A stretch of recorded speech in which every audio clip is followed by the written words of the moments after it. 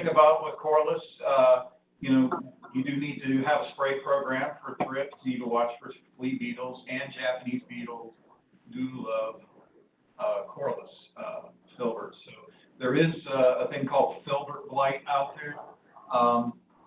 It attacks the nut species most of all, but it will attack the green corliss. But we found that red dragon has good resistance to filbert blight, which is really good. So if you got somebody that says they were having trouble with a little bit of filbert blight, you may turn them towards the red. All right. Next is grass redhead.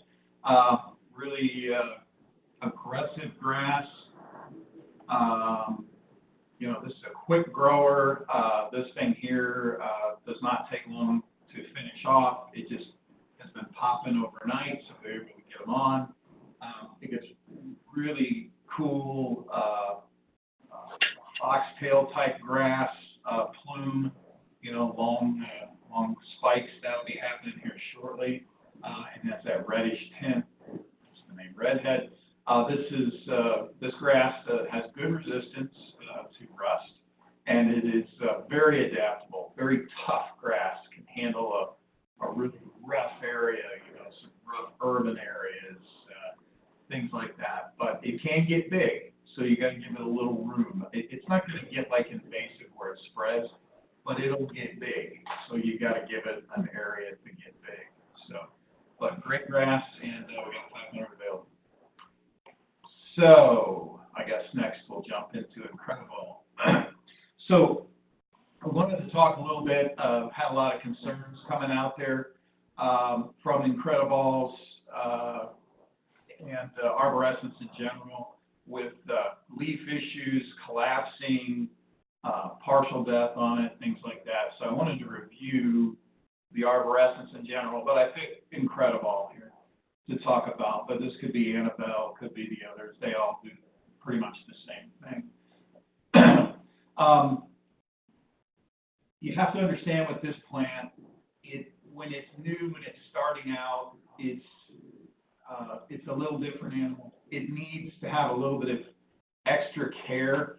It does not like wet feet, even though if you go on the Proven Winners website, it will tell you that, you know, it can really take high amounts of moisture. That's once the plant is established.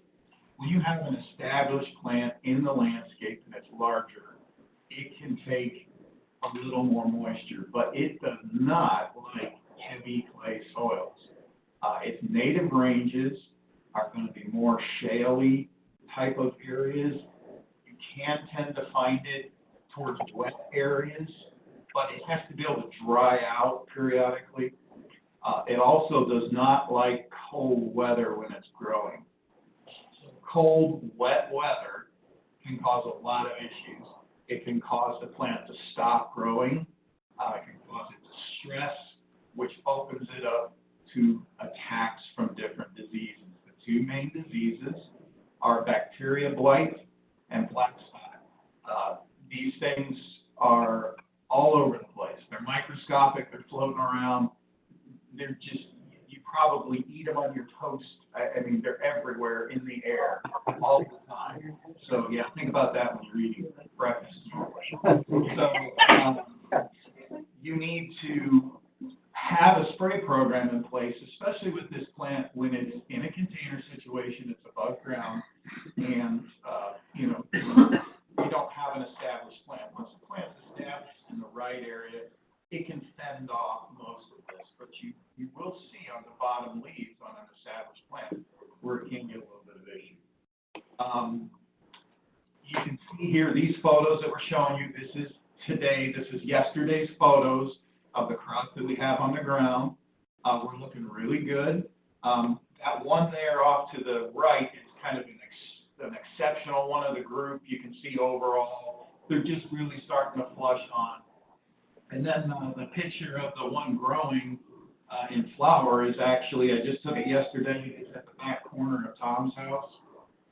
That's one of the original Incredibles that he planted originally, and it's doing fairly well. But if you go up underneath it, you can see there's a little bit of bacterial spotting in there. be successful with it, you really have to have a spray program in place. But you can see here, we have a spray program in the nursery. We try to keep them dry. A lot of people overwater them in the garden centers. They put them with other hydrangeas. That is a mistake. You really have to grow this one separately. If you put this one next to a paniculata, and right now you have them together on your lot, I can almost guarantee you're going to overwater the arborescent type. Now, here in another 4 weeks, that'll be a different story. But this thing is just different. And you're going to have to talk through these issues with people if they're struggling with them, if they're having problems.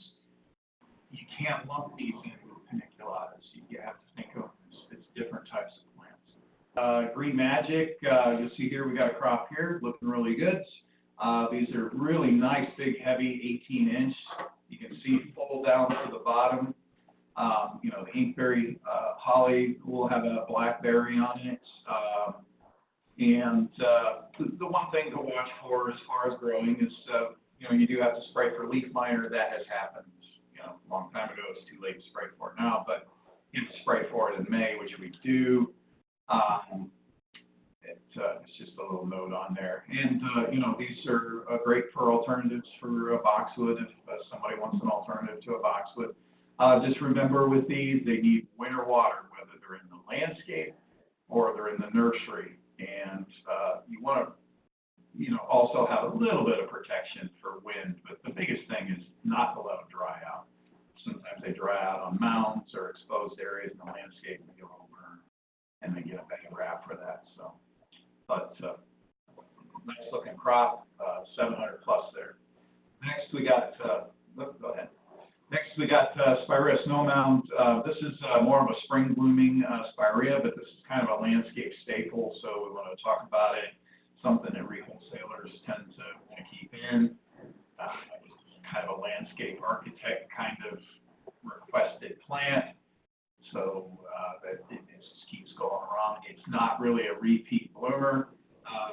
You'll get a little bit of sporadic rebloom on it, but it's pretty much a one-shot spring bloom. So make sure that you're, you know, anybody new to it or anybody that doesn't understand Spirea, new to the business, understands this is not in the repeat bloom category like the double plays and all the other varieties. So a little bit different animal, been around for a long, long time. Great looking crop there. You can see nice and full, 400 ready to go. Next, we'll go into Magic Carpet. This has been around for a little while, non-program plant, so we've got price-conscious people out there. We got a great-looking crop of them. They can snap these up. They're just a little bit less expensive than the program plants are, but we like it because it's a nice compact plant. It's got really cool kind of greens and yellows and oranges and almost to red in the foliage. So the foliage looks good, and then, you know, it has a nice flower to it as well. Flower tends to be a little smaller than some of the newer varieties, but very consistent, no reversion in it. You do have to watch and keep a spray program in place for all the Spirea for aphids, so make sure you watch for that. And the older varieties sometimes tend to get a little bit of black spot. You also, especially with how wet the weather has been, it would be a good idea to suggest a quick spray for bacterial or black spots. Next is double play. What do we got here? Big Bang. So Big Bang is just coming on. It'll get a lot taller and the blooms will get a lot bigger as we roll along here. It won't take long as the weeks go along here. Great resistance on all the double plays to bacterial spotting. Great selection. You can go into Glow Girl, which is next. This is kind of the opposite end of the spectrum. Nice, compact, tight grower. Got a big low leaf on it, real striking leaf. Its flower it's got a good flower, but it's more about the foliage with this one here. It's got this really cool low leaf with the foliage, and then you get the added benefit of the flower as well. Great looking crop there. Double plate doozy is brand new. We just put some of those on.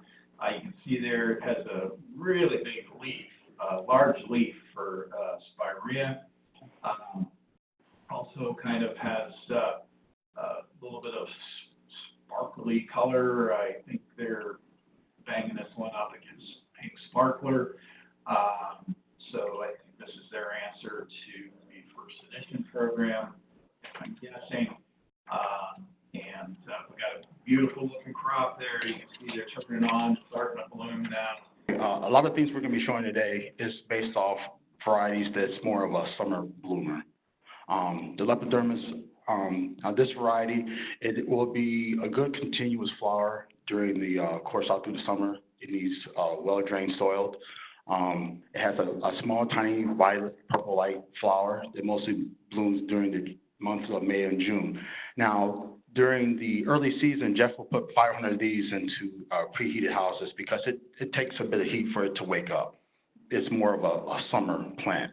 So this is something you want to keep in mind. But like I said, this is one you want to have in your landscaping yard for your summer stage of flowers, okay?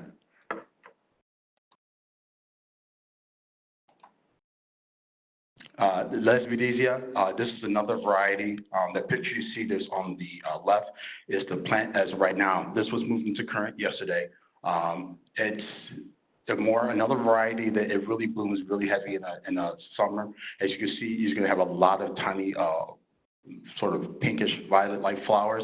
And it's like more of like a cascading plant itself. This is a variety during the fall. We treat it almost like a hostel. We'll cut it all the way back. It does not grow back from new wood. It comes straight up from the ground. All right. So this is, like I said, another good flower. It gets to 4 to 5 feet in height and 4 to 10 feet wide. And like I said, it likes medium to well-drained soil. The Makura White Shield, I know this plant myself when I was a kid. This variety, the female has monkey balls that has, and as a kid, we used to put them in buckets and throw them at each other behind those red wagons. And that's not a good, you can use this as a selling point, but, you know, but it's more known for its beautiful cascading yellow leaves during the course of the fall. The male does not have the balls, so it's parent approval. The female is the female is kid approval. Yay, they want it. So keep that in mind. Use a selling point. They'll remember this tree when you say that to them. Okay. This is, like I said, it has a brilliant yellow flower to show some great contrast. If you see the little tree way down there on the right during the fall. Sedum Good Bud. This is another variety that is more of a summer bloomer. It was just as soon as it's going to be starting showing some buds. And when it does, it will show these brilliant pink, purple-like flowers. It's well known for blooming mostly during the August month. You know, it likes the heat. It needs well-drained soil. And like I said, the stems will turn a more richer red, but you'll have these brilliant flowers that really stands out. And then we have the Vitex Blue Puffball. This is the second or third year we have this variety. It's like the cactus, but it's shorter. This is a dwarf. This is the dwarf version. It also needs a well-drained soil. It's a vigorous grower during the summer. I mean, we have to sometimes trim the roots off if it gets it'll go right through the pot into the gravel. It is a very vigorous grower. But like I said, this is for ones, it's more that if you want something that it'll attract butterflies. If you want something it's not going to grow as tall as the cactus, but the puffball is a short dwarf, and it's more of a spreader. So just keep that in mind. Okay, now we got 2 pictures of these. These are the limelights. Jeff is doing his second rotation on this right here. So we're going to have some of these. They're just starting to get some buds, and Jeff really wanted me to emphasize to you that this is the prime time you really want to sell this because it'll be on the lot with buds, and hopefully it'll be showing the flowers while it's on the lot. So that way it's showing flowers to attract the customers. Customers can put it in the ground, and it'll show flowers, so go wow. He does do this rotation just like roses. So there's like, the seeds are like 1,600 of these, so he does do a rotation just so that way you always have some bud and flowers during the course of the season.